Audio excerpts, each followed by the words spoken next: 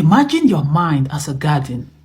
Every thought you have, it's either a seed or it's a weed. Some thought brings life, like, I am learning, I am improving, this moment will pass.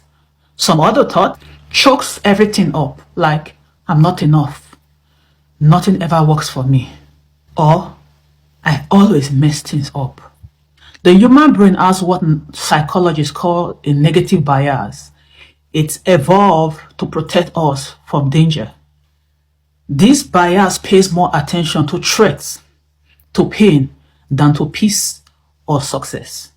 This means that if you do nothing, your mental garden will naturally be filled with weeds. This is not because you are weak, this is not because you are broken, this is because your brain is mostly wired for survival, not necessarily happiness. As you know, weeds don't usually announce themselves. They start small, they start a little, and before you know they are there. A passing thought of, oh, that was awkward. Then there's a repetitive thought, I am awkward. Then eventually your identity says, that's just who I am awkward. This is how unchecked thought becomes your belief. And eventually, this your belief becomes your behavior.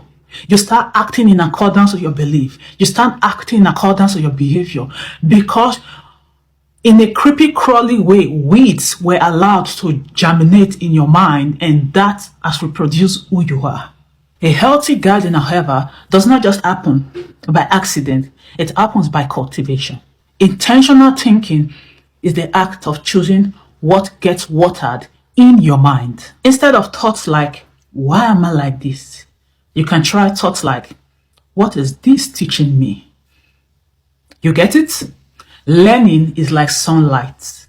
The more you understand your mind, the less unwanted thought can have chance to grow there.